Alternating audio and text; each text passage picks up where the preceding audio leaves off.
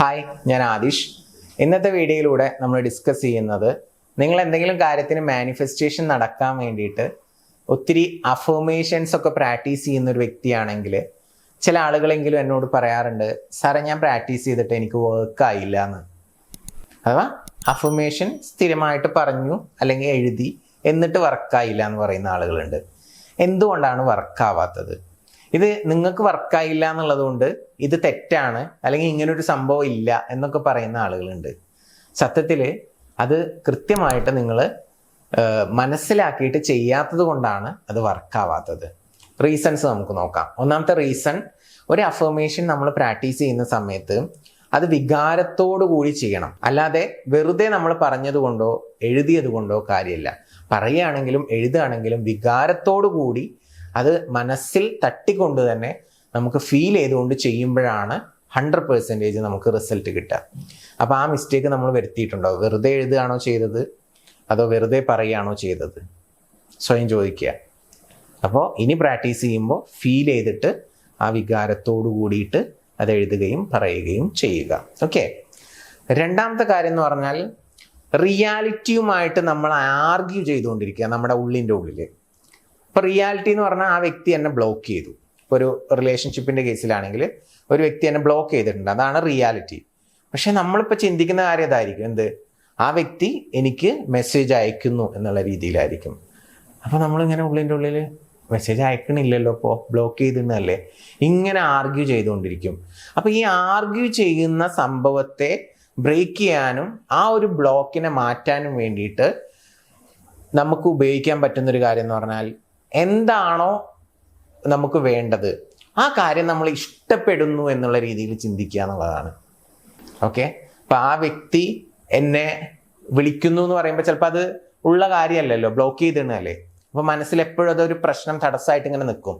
പക്ഷെ നേരെ മറിച്ച് നിങ്ങൾ ഇങ്ങനെയാണ് പറയുന്നതെങ്കിലോ, ഇപ്പോൾ എക്സാമ്പിൾ പറയാം, ഒരു പേര് ഞാൻ പറയുകയാണ് എക്സാമ്പിളായിട്ട്, ചിത്ര. ഓക്കെ. ചിത്ര എല്ലാ ദിവസവും എന്നെ വിളിക്കുന്നത് എനിക്കിഷ്ടമാണ് എന്നാണ് പറയുന്നതെങ്കിൽ അവിടെ പ്രശ്നമല്ലല്ലോ. മനസ്സിലായോ? ചിത്ര എല്ലാ ദിവസവും വിളിക്കുന്നു എന്ന് പറയുമ്പോൾ ചിലപ്പോൾ നമ്മുടെ മൈൻഡിൽ ആർഗ്യൂയിങ് ഇങ്ങനെ നടന്നുകൊണ്ടിരിക്കും അല്ലേ. അപ്പോൾ ഇഷ്ടമാണ് എന്നുള്ള രീതിയിൽ പറഞ്ഞുകൊണ്ട് ആ ബ്ലോക്കിനെ നമുക്ക് മാറ്റിക്കൊണ്ടുവരാനായിട്ട് പറ്റും. ഒന്നുകൂടി സോഫ്റ്റ് ആക്കാൻ പറ്റും നമ്മുടെ അഫർമേഷൻസിനെ, കുറച്ചുകൂടി ഫീൽ കൊടുക്കാനായിട്ട് പറ്റും. അപ്പോൾ ചിത്ര എല്ലാ ദിവസവും എന്നെ വിളിച്ച് സംസാരിക്കുന്നത് എനിക്കിഷ്ടമാണ്, ആ രീതിയിൽ ചിന്തിക്കാം. Got it? ഒരു എക്സാമ്പിൾ പറഞ്ഞു എന്നേ ഉള്ളൂ. ഇനി അടുത്തൊരു പ്രധാനപ്പെട്ട കാര്യം എന്ന് പറയുന്നത്, നമ്മൾ എന്താണോ ചിന്തിക്കുന്നത് ആ കാര്യം നമുക്ക് അത്ര വിശ്വാസം ഉണ്ടാവില്ല. നമ്മളൊരു ക്രിഞ്ച് പരിപാടി പോലെ ആ അഫർമേഷൻ ഇങ്ങനെ പറഞ്ഞുകൊണ്ടിരിക്കുന്നുണ്ടാവും. വിശ്വാസം ഇല്ലാണ്ട് അതിങ്ങനെ കുറേ വട്ടം പറഞ്ഞുകൊണ്ട് അത് വിശ്വാസമായിട്ട് മാറത്തില്ല. അപ്പോൾ വിശ്വാസമായിട്ട് മാറാൻ വേണ്ടിയിട്ട് വിശ്വാസവുമായി ബന്ധപ്പെട്ടുള്ള ഒരു തോട്ട് കൂടി നമ്മൾ കൊടുക്കുകയാണെന്നുണ്ടെങ്കിൽ അത് നമ്മുടെ മനസ്സിൽ പതിയും. എന്ന് പറഞ്ഞാൽ എന്താണോ നമ്മൾ ആഗ്രഹിക്കുന്നത്, ഇപ്പോൾ ചിത്ര എന്ന് പറഞ്ഞ വ്യക്തി തിരിച്ചു വരിക എന്നാണ് ആഗ്രഹിക്കുന്നതെങ്കിൽ ചിത്ര തിരിച്ചു വരുന്നു എന്ന് ചിന്തിക്കുന്നതിന് പകരം തിരിച്ചു വരുമെന്ന് ഞാൻ ഉറച്ചു വിശ്വസിക്കുന്നു എന്നുള്ള രീതിയിൽ നമ്മൾ ചിന്തിക്കുക. മനസ്സിലായോ? അപ്പോൾ ഉറച്ചു വിശ്വസിക്കുന്നു എന്നുള്ള രീതിയിലും എന്താണോ ആ കാര്യം ഞാൻ ഇഷ്ടപ്പെടുന്നു എന്നുള്ള രീതിയിലും ചിന്തിച്ചു തുടങ്ങുമ്പോൾ നമ്മുടെ അഫർമേഷൻസിൻ്റെ പവർ കൂടുകയും നമുക്ക് ഈസി ആയിട്ട് അത് ഫീൽ ചെയ്യാനും സാധിക്കും എന്നുള്ളതാണ്. അങ്ങനെ നമ്മുടെ ബ്ലോക്കുകളൊക്കെ മാറ്റിയിട്ട് നമുക്ക് ഈസി ആയിട്ട് നമ്മൾ ആഗ്രഹിക്കുന്ന എന്ത് കാര്യവും മാനിഫെസ്റ്റ് ചെയ്യാനായിട്ട് പറ്റും.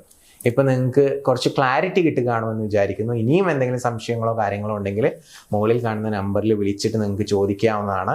നിങ്ങളുടെ ഇഷ്യൂ എന്താണെന്നുള്ളത് ഡീറ്റെയിൽഡ് ആയിട്ട് ഷെയർ ചെയ്യുകയാണെങ്കിൽ അതിന് വേണ്ട പേഴ്സണൽ ഗൈഡൻസും നമ്മുടെ വാട്സപ്പ് പ്രോഗ്രാംസും കാര്യങ്ങളൊക്കെ ഉണ്ട്.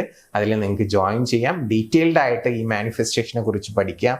നിങ്ങൾ ആഗ്രഹിക്കുന്ന എന്ത് കാര്യമാണെങ്കിലും, അത് റിലേഷൻഷിപ്പിലുള്ള ഇഷ്യൂസ് ആണെങ്കിലും ഡ്രീം റിലേറ്റഡ് ആണെങ്കിലും വെൽത്ത് റിലേറ്റഡ് ആണെങ്കിലും ഒക്കെ നമുക്ക് സൊല്യൂഷൻസ് ഉണ്ട്. അത് അപ്ലൈ ചെയ്യാവുന്നതാണ്. 100% നിങ്ങൾ ഹാപ്പി ആയിരിക്കും.